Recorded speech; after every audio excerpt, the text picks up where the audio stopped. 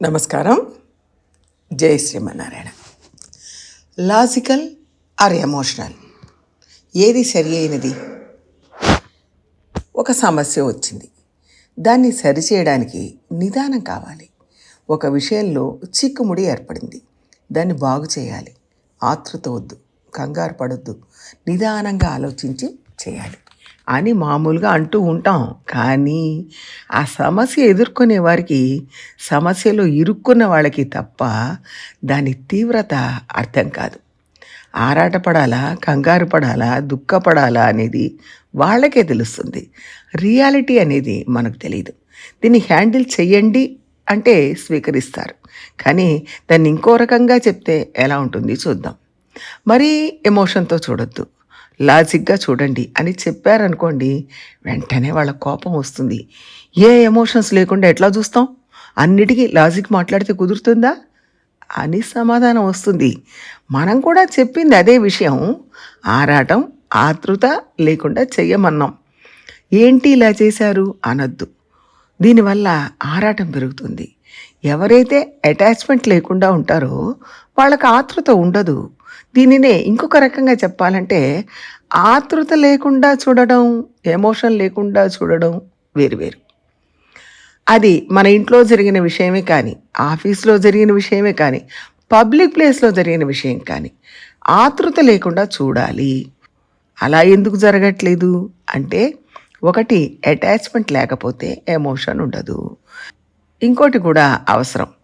ఒక విషయాన్ని గురించి మాట్లాడడం మొదలుపెట్టినప్పుడు, ఆ రోజు కూడా ఇలాగే మాట్లాడుతూ వేస్ట్ అయిపోయింది, ఇవాళ మాత్రం కొత్తగా ఏం జరగబోతోంది అని పాత విషయాన్ని తలుచుకొని బాధపడితే కొత్తగా ఏమీ చేయలేము.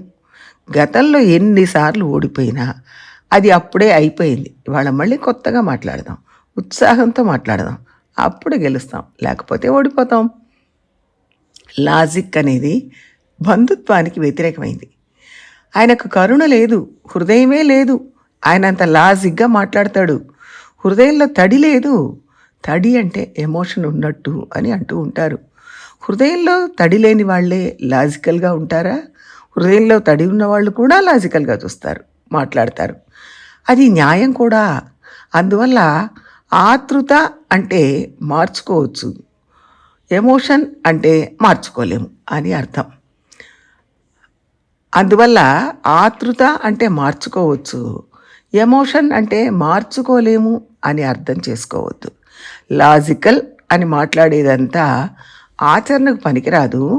ఆతృత ఉంటేనే ఆ కష్టం అర్థం అవుతుంది అని మాట్లాడక్కర్లేదు. ఎమోషన్ ఎప్పుడు రావాలి?